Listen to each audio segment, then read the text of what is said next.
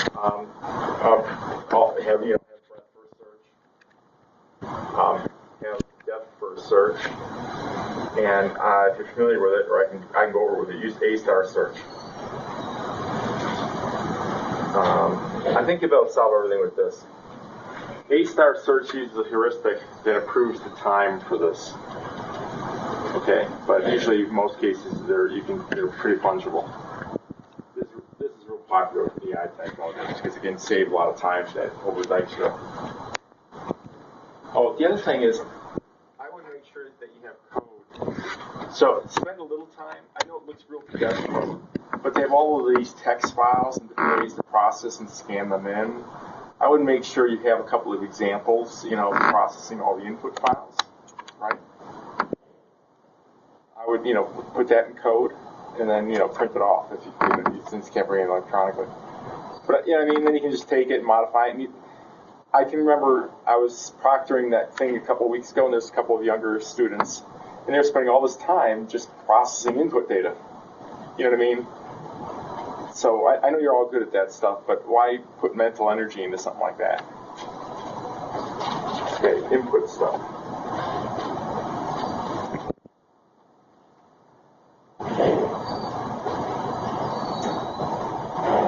Oh, the other algorithm is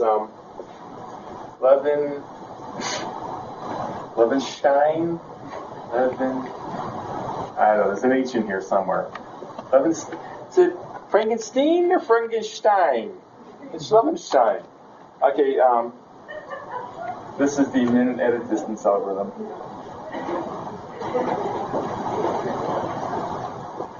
So we can copy that too. So what this is given two strings, cat and bat. This gives you the number of insertions, updates or changes, and deletions. Turn one string into another. And it turns out to be symmetrical. You can start with this string. The min edit distance going this direction is the same as the min edit distance going this direction. Okay, so that one's simple. That's 1. So if I took something like this, okay, I'm not having a good spelling day. Kevin, right? Is that right? Close. A between the D and Y. Here? The C-A-V-Y. C-A-V, right? The Y-N, yeah. Oh, there's a Y here? No, C-A-V-Y-N. Oh, there shouldn't be a Y there. Like that? No A. No second A. Just an S. Yeah. Are you sure you got it right? Okay, you know what I mean? You could have something else like, cattle. Worst case is always the length of the string you're converting, right? That's always the worst case. So, what would this be? 4. Going from cattle to cattle. 4. Because you could change the V to T, the Y to T, the L to N, and you got to add an E. But this is a real helpful algorithm. And then stop any of these. Okay, does that make sense? Differentiate. I got it.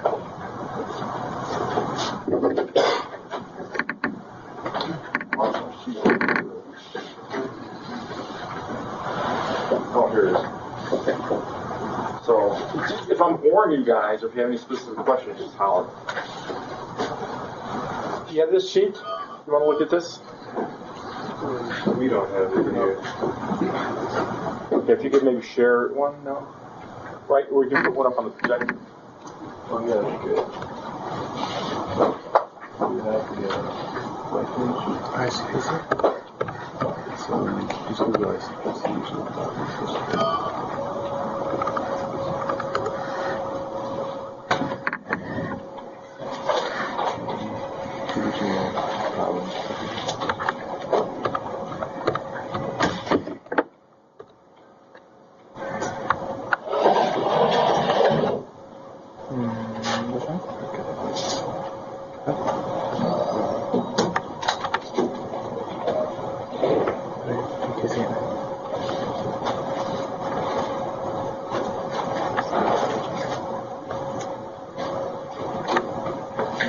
You know, with a lot of these algorithms too, I think kind of graphically in terms of pictures.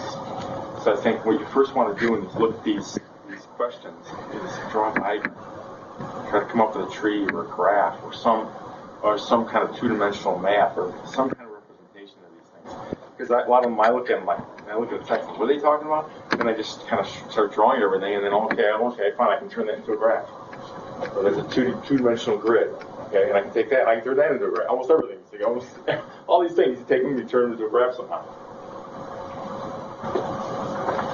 And then once you have the graph, you just go through the steps to kind of. I have the blue screen of death here, so it's going to take a while. When that's coming up, I'll start. Okay, this is Jill's walks, right? So this is sort of how I kind of came up with it. And probably the exclusion isn't really necessarily that valuable, but maybe the thinking or the process. Okay, so this Jill can't no longer. They always throw these kind of things in. Who cares if she can no longer run? Now she writes. So what, Jim? But they always do that stuff. So they got this grid.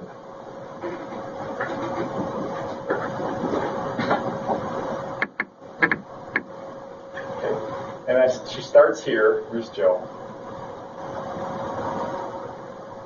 and I guess she ends up here, right?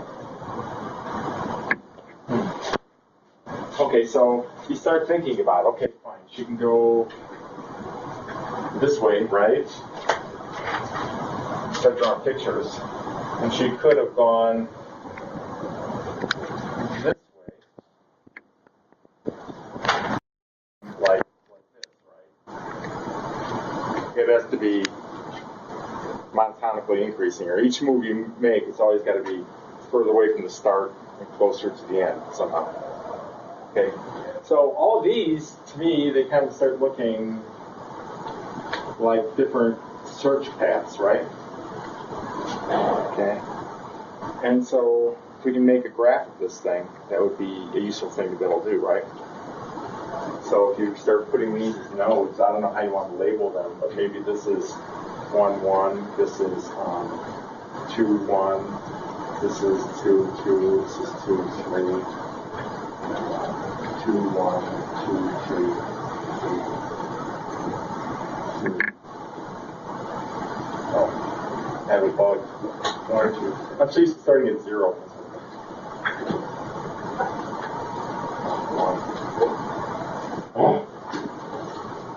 2, 1,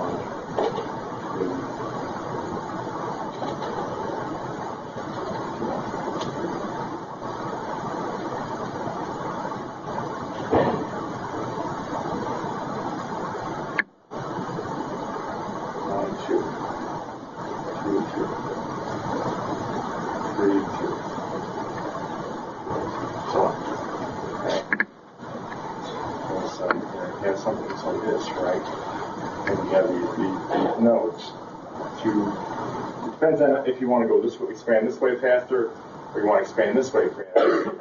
But if you start thinking about it, you got these kind of things going on.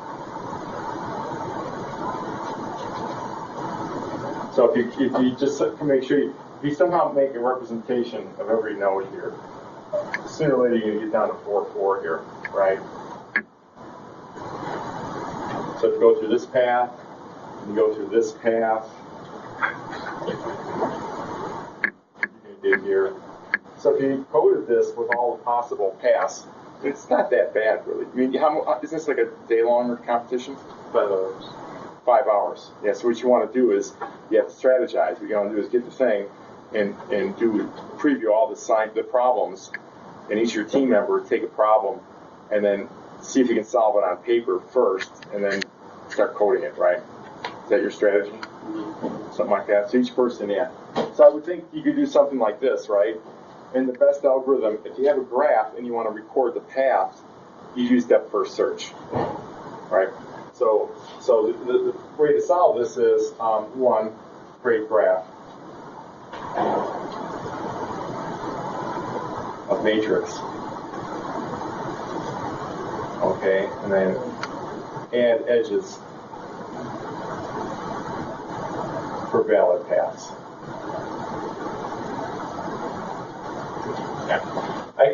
should have just drawn the graph here, right? That's a valid edge. There's a valid edge. Here's a valid edge. Here's a valid edge. Here's a valid edge. Here's a valid edge. And that works out pretty good. So this is pretty easy to keep in your mind, right? And then you have to figure out how to represent it, right?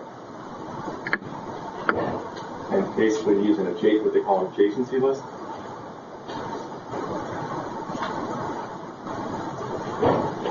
Okay, so adjacency list and the adjacency matrix.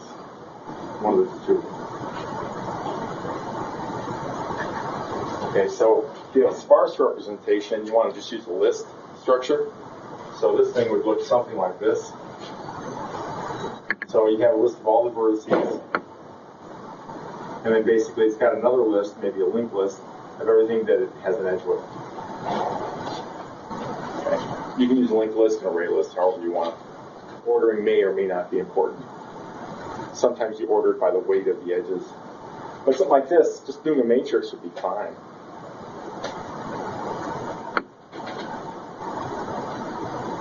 Cool. And then you use depth first search. Depth first search. And basically what depth first search does, it always keeps drilling down, right? You either right priority or left priority depth first search. It's recursive. That's how I would do it. And then you keep track of each path until you get to the bottom one. You save it. And then we'll do is, so the way depth first search works is you'll go down here. Let's say you're constantly trying to go to the rightmost edge. Because this is a valid edge too, right? And this is an edge, this is an edge, this is an edge. These are all valid nodes like this. So what'll happen is you'll be here, and it'll recursively call itself on this edge. Okay, say save this path. Recursively call itself here. Save this, add this to the path. Recursively call this, save this to the path. Keep going on and on to get there. And then the way depth first search works is it's stack oriented. It'll back up, right? Are there any other edges that get? No. Does this have any more edges? This would be invalid, right? So you wouldn't have that. So back up here. Is that valid? No. We'll back up. Any edges? No. No. Oh, this one will have one. So we'll go here, we'll go here, we'll go here. And you're saving this path each time as you go through the recursion. Then we'll back up here, and it'll be at this node. Does this have any edges here? No, that's invalid. Ah, it has one here. Do this, and do this. Okay. So what I'll do is, how about I go through the problem to the high level first, and if I'm going to dig into any more the details of the algorithms we can. Okay, make sense? And I think you got it.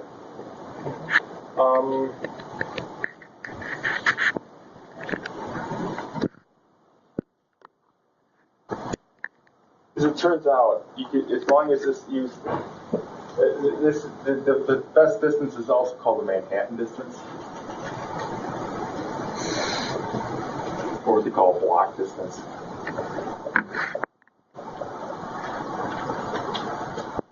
But I think you guys did that one.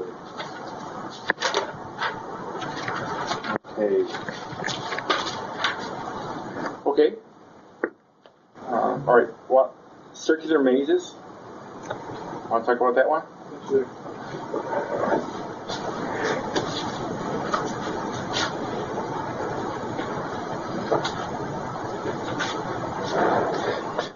The work I was doing last summer, it just came in really handy. Okay, so they've got these mazes. Kind of reminds me of one here.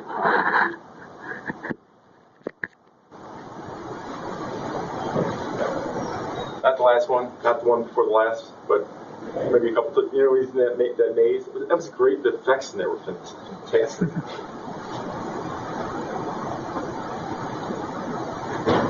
My son used to always get upset with me because he read every Harry Potter book at least once or more, front to back.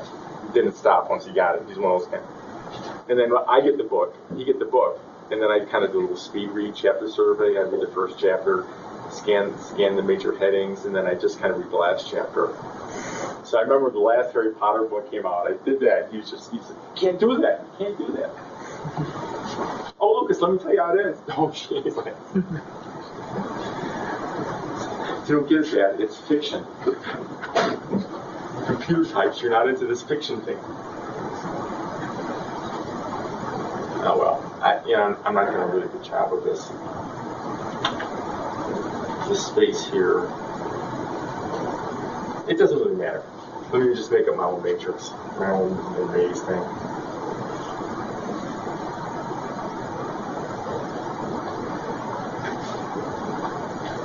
Okay, good. So, how do you solve this one? Any ideas?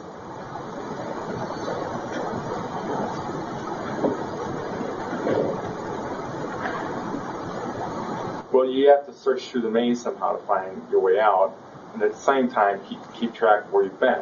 Right? Okay, so what I would do is I'd say, okay, fine, let's call this X, let's call this node X.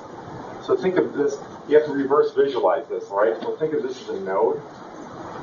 Think of this as a node. We'll call this one A. Call this maybe a node. Whoops, this isn't good. I'm already gonna die. Okay, so let's call this a node B. Call this C, B, and maybe this is E, F, and G, and this is outside. Right? Cool. Now all of a sudden, now you got it, right? Okay, so we have X, and X is connected to A, and A is, well, it actually doesn't matter. I could just do all of this. Just put them all out here, right? E, F, G, and then out. So this is where we want to get to, right? So you can just kind of fill in the connections. X is connected to A is connected to B is connected to E, and E is connected to L. And then we can connect the rest of them. So right away, you could look at this and you could say, well, the way I started to A to B, let's say this was closed. Like this. We could, so in this case, we go A to B, B to E, and then we're stuck. Right? And we draw the rest of the graph, right? And maybe these are all connected somehow. So we have a disjointed, we have a graph, but it's not a connected graph, right? And they'll give you one of these, right? If I was the nasty person coming up with things to test your things, one of the things I give you is a case where you can't get out of the maze, right? Teachers do that kind of thing. Okay. So, you could use any algorithm on this, actually. You could find, you could do breadth first search, you could use depth first search. Breadth first search does an exhaustive search. It's going to be squared, the number of vertices or the number of edges. Depth first search, as long as it's not infinite, it should backtrack and find everything. But Dijkstra would work the best because it'll find the shortest path. But I don't know if that's the case. Don't you just have to get out? Does it say that you have to find the shortest path?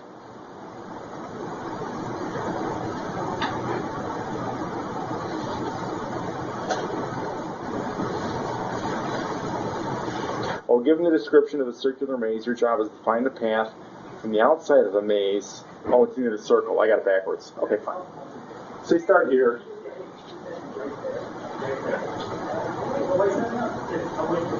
And go out. Actually, this isn't even a directed graph. It's undirected.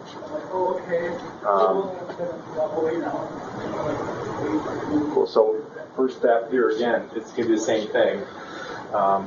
Create a graph. Come up with a representation for it so you can process it with your software, and then pick the best search algorithm. Makes sense. Sometimes it's helpful to understand the characteristics of the algorithms. If you need to do an exhaustive search, okay, breadth first search is an exhaustive search algorithm. Okay, it'll make sure it hits every node, guaranteed. All right. When you use depth first search, it'll just find the first solution. It won't necessarily.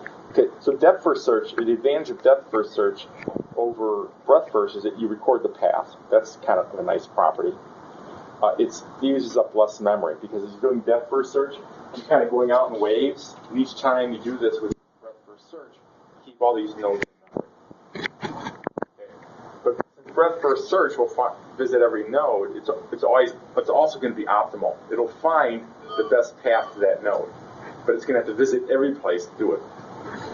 Okay, so it's not good on memory, but if you need to do exhaustive search, it's a great selection and it's a real simple algorithm.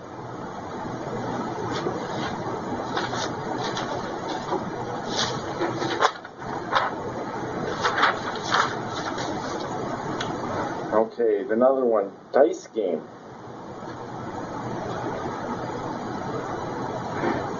Okay, did you guys look at these? Yeah, let's look at the dice algorithm.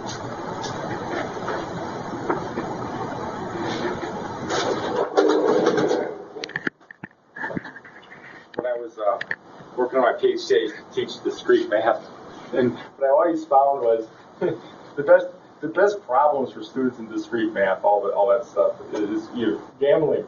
I'm always coming up with gambling exercises. Not all, but I mean, there's a lot of, Okay, so dice game. Dice game.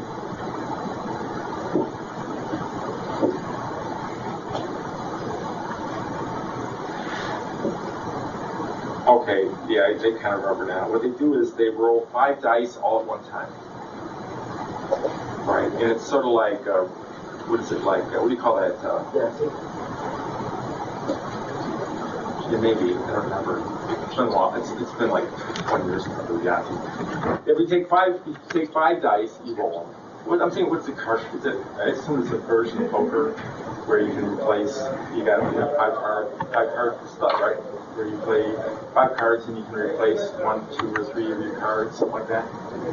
So it's sort of like a stock-oriented dice game. So you roll your dice, and then you can have an option of rolling it a few times. And so what they do is they give you a file that has all of these rolls, okay?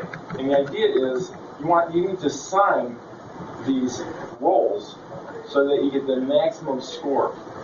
And so it's kind of an interesting game. So if you look on this, you gotta look at the next page. Let's start with the computer up here again. You see, if you look across this page here at the top, so here's the roll. So if you roll a 1, 3, 1, 1, 1, you get a score of 4 for ones. Okay? If you rolled a 2, 3, 2, 6, 1, you get a score of 4 for twos. Okay? So what you do is, the problem is, you take the 5 best rolls, the 5 rolls they give you in the text file, and you have to assign each roll to either a 1 score, 2 score, 3 score, 4 score, 5 score, 6 score. And you want to do that assignment such that you maximize the overall score. Make sense? Okay. I think, okay, so how did I think it's sort of, first thing is, I don't usually care about exact solutions. Speed is often a problem. So I would use a greedy algorithm, but that may not cut it here. That's the first thing that popped in my head. In any case, so how would you do this? Any ideas? How would you guys go about solving this problem? I'm going to say like a discrete problem, right? Discrete math problem. You have all these permutations of things to evaluate. Okay. So one thing you could do, and I'm sure that there's other ways of solving this.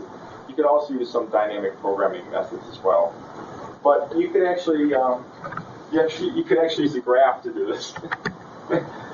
So, let's say you created a graph of, if you could dynamically create a graph, and maybe this is another piece of software that might be handy to have. Okay. So you maybe start. How did I do this? Oh, you start here.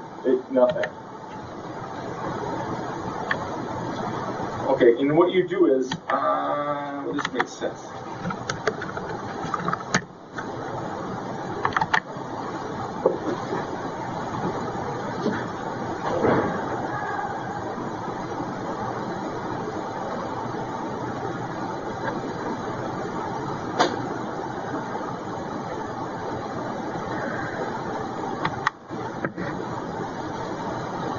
I read this wrong. I need to think about this for a second.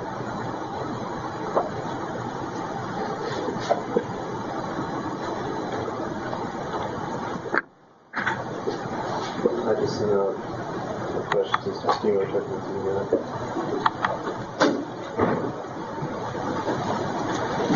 Well, one thing, okay, this is how I would, I'm sorry, you have to go? No, just some of the questions. Okay, what I would do to solve this initially is, I would take each roll, and I would calculate the value that roll has for 1s, 2s, 3s, 4s, 5s, 6. So there's 5 rolls, and for each roll, you have 6 calculations. Make sense?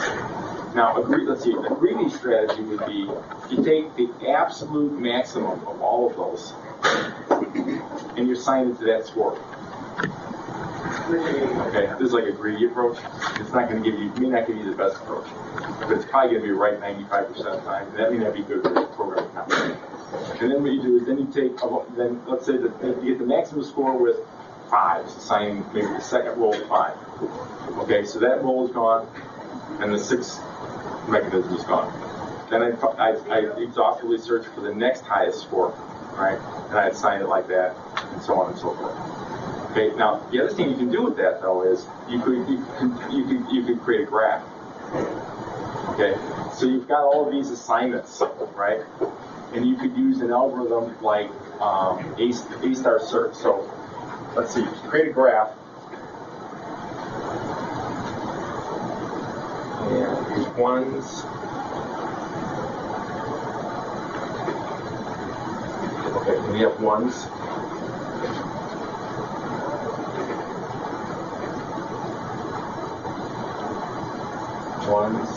We have 5 of these.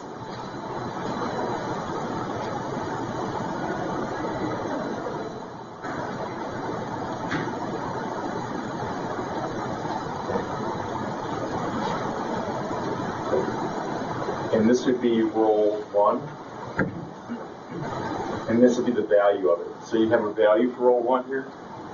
So roll 1 would have this value. That's the value of your edge. Okay, so let's say it's, 42.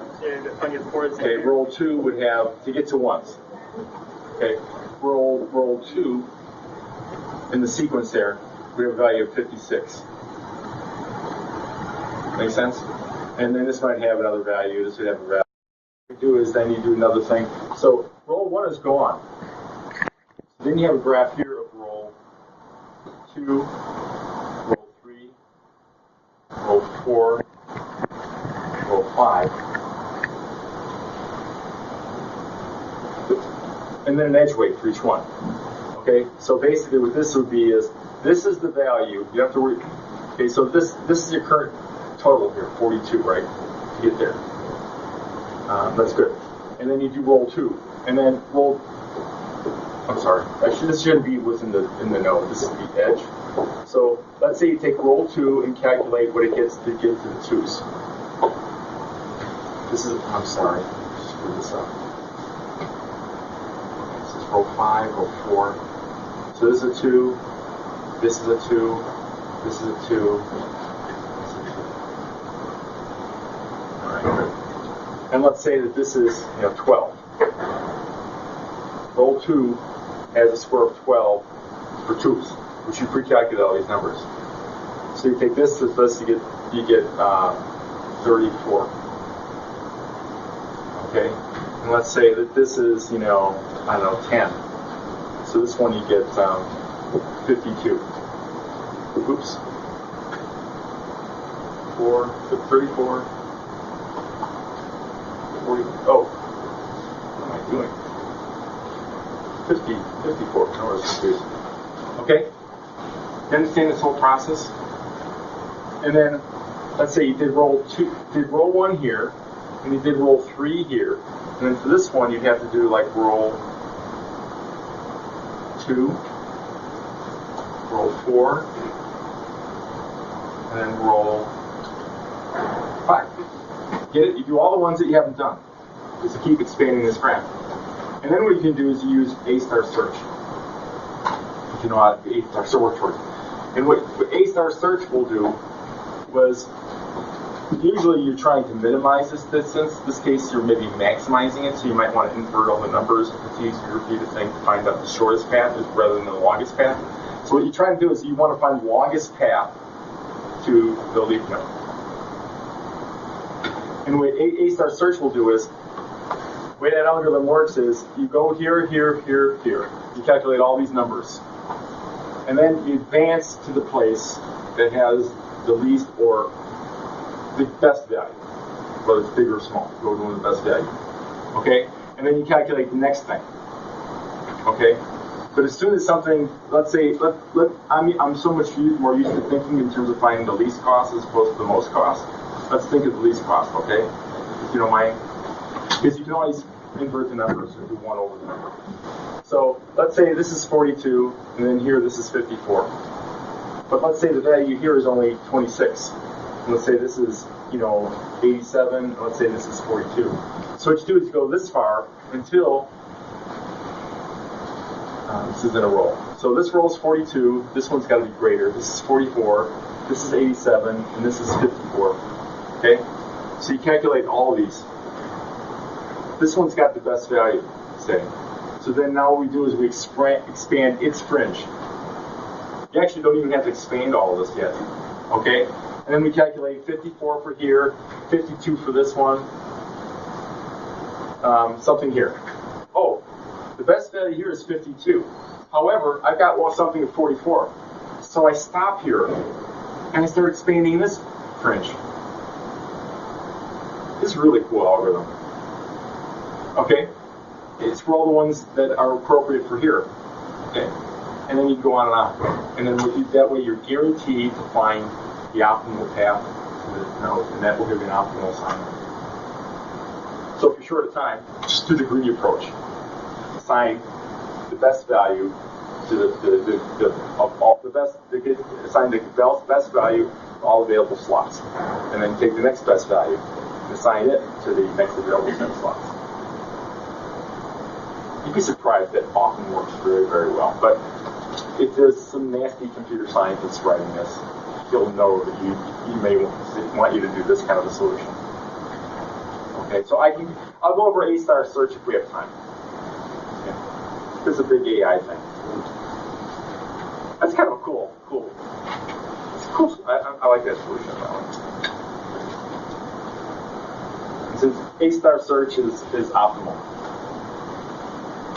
So like Dijkstra is optimal too, but A-star search can be a lot faster because you can see we only need to expand those parts of the graph that we need to. All right. Probably got time for 1 or 2 more. Describing trees. Should I do that one? Am I on the right track, Kevin? Just follow. I don't want to take any chance. I mean, I'm here.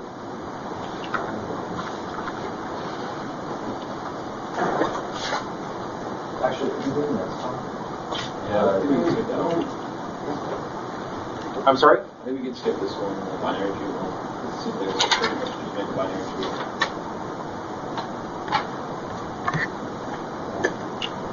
So do the one faster? Yeah, this one, whatever. You got the tree thing. Okay, good.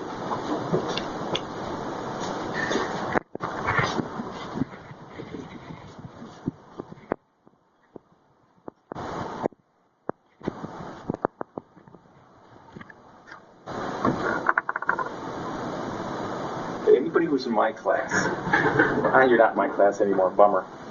You two guys are. If you guys do this weekend and you need elective time, take your final later in the week, let me know. I mean, yeah, I can make, I don't know what else I can do, but that's one thing I can do to help out. It's too bad they have the weekend before finals. Kevin doesn't seem he doesn't care. It's just all I got to do is survive the next 2 quarters and stay alive. Okay. I make this calculation every day. Okay, so this is a speeding thing. Okay. All right.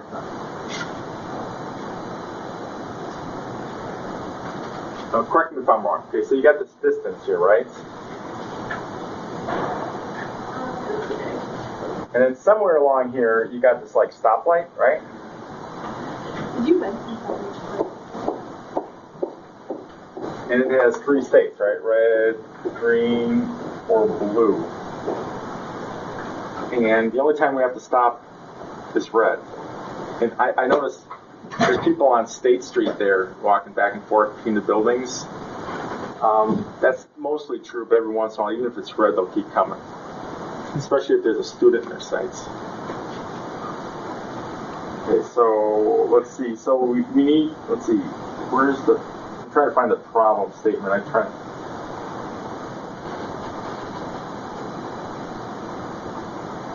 Bill wants to show others how a small benefit is obtained from this.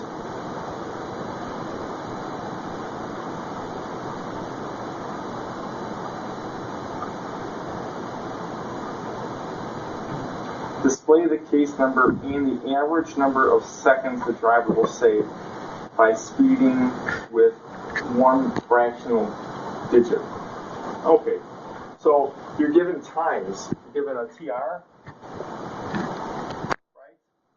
Whatever, and you're given a TG, and you're given a T, red, green, blue.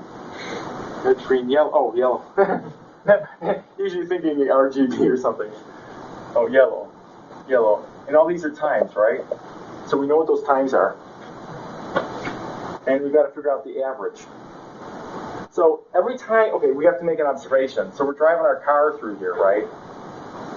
Every time we go through here, we have this % chance of figuring this out. So TY, total time of TY plus T green, right?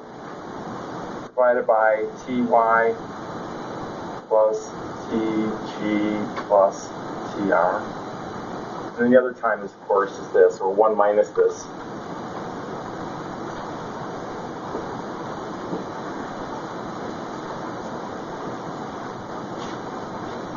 Right, so the average time then would be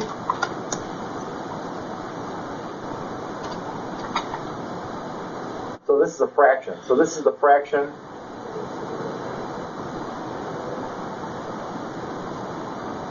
time with no stops.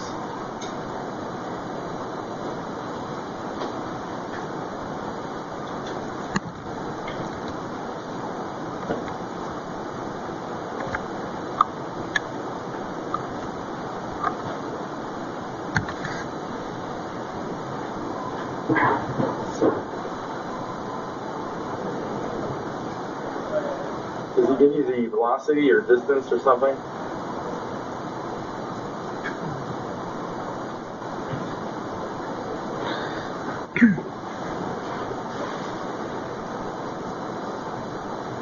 So this would be something like times t, right? The total, the time with, this is time without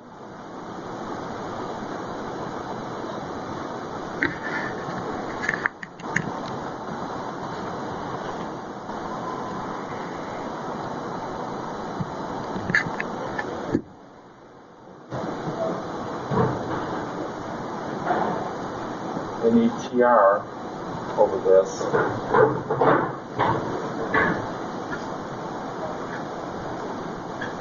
So this is the fraction time.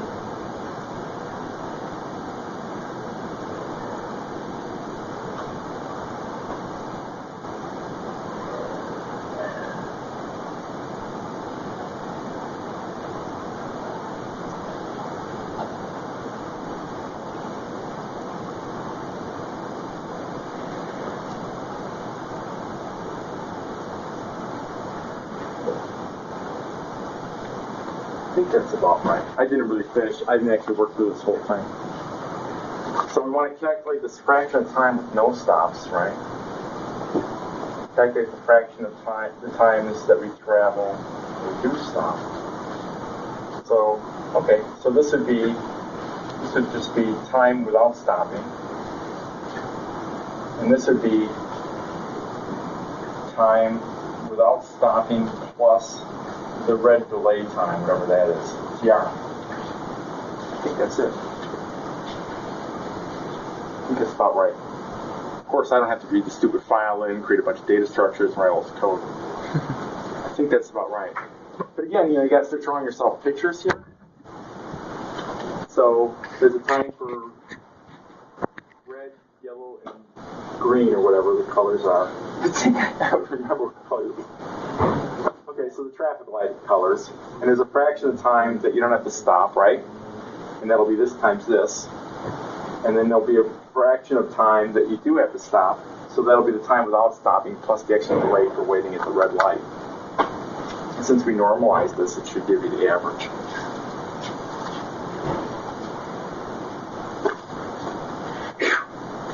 I was sweating on that. Okay. Try for one more. Okay, which other one? I like the next one. I didn't look at that one, but I'll try. Oh, the one after that, when the cell phone texting, I did do. That's a Levenstein distance thing. Okay, just to let you know, that's Levenstein. Okay, let's see if we can screw this one up. But I'm going to need your help on this one.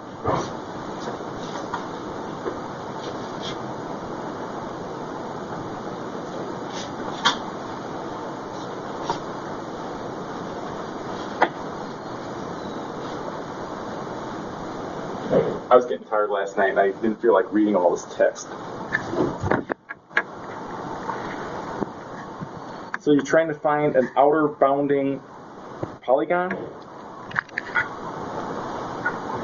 Is that the problem?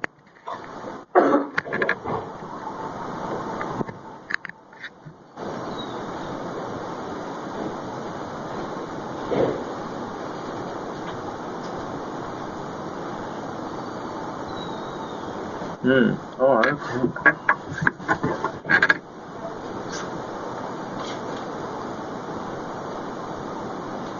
See if I can do this in the small here.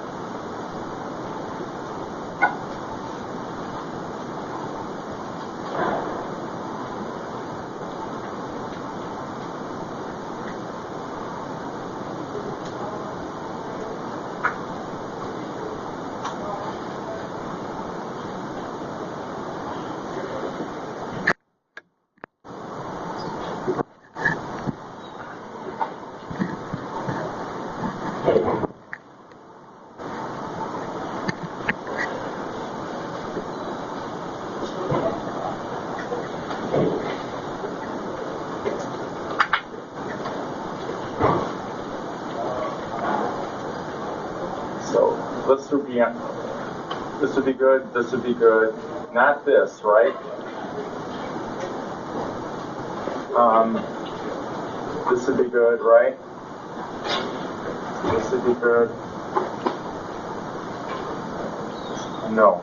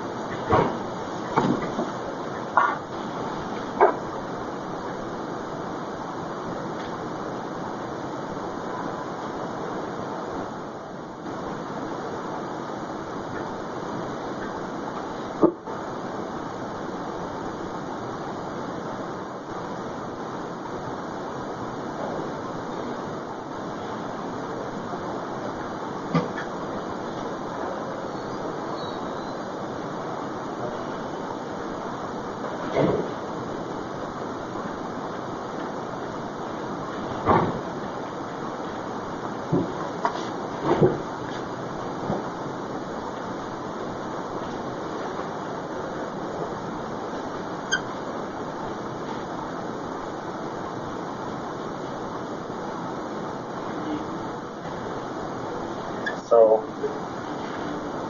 I would read it. So I think the way I start thinking about this problem is I'd read this like this, and it's right here, then I'd read it in like this, and I'd read it like this, and I'd read it like this, Okay, so read scan line order. So yes, say first and last one, whatever that is. Okay. Okay, so this would be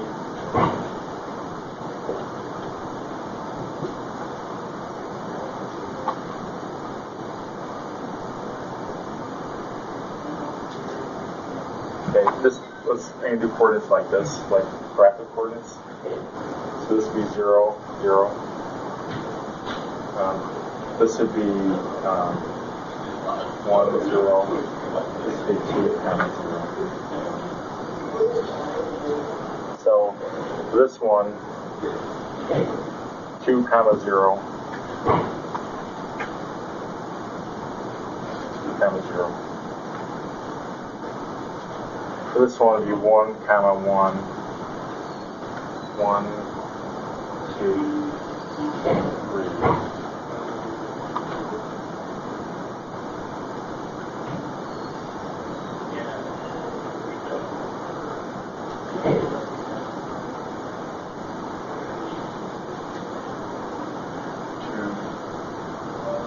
Zero, 1, 2, 3. 0, 1, 2, 3, 4.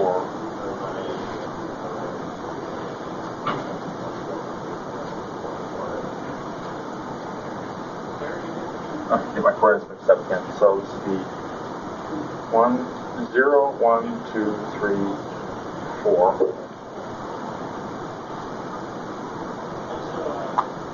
0, 1, 2. Okay. And then somehow, what you need to do is you need to draw like lines between these different things. Okay.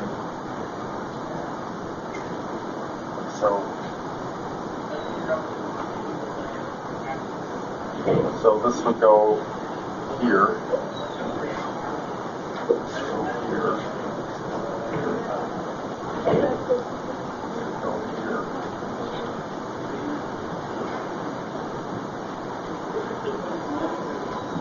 And you have to do it incrementally. So somehow we have to do it is like this. You have to figure out where you are in this matrix. But somehow you're going to have to figure out that, okay, this is not a convex property. Is that what they, you know what I mean? You got to stay out. You can't go back in and back out again. So you somehow need to build this path up incrementally. So I would go through and do this, and I'm going to get this list of coordinates like this. And I know all this, the devil's in the details, but let's say we draw a line from here to here, okay? And then maybe what you do is you remember the previous state, and then you do is you draw a line from, so you first draw a line, I think. So you draw a line like this. Okay, it's straight. Okay. Then you assume you can draw another line from this to this. Okay? It could be okay, right? You don't know at this point in time if it may go like this. So at this point it's okay.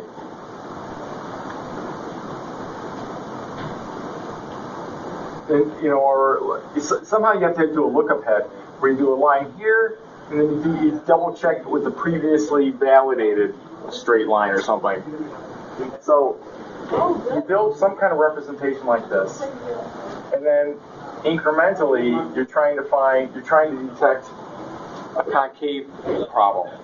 And if there's a concave problem, you throw that point away. You know what I mean? Because what's going to happen is this is going to go like this and then back out again. So we want some property where if this happens on this side, we throw it out and then we just draw a line like this. Make some sense? And then we do it again. And as long as this is this way or further out, we're okay. But if it goes like this way, again, incrementally you might be okay. But if we go back out again, then you got to draw a line further back out. Something like that. Okay? Cool. If you have any other questions or something I can help, just holler. I think it's cool that you guys are trying this.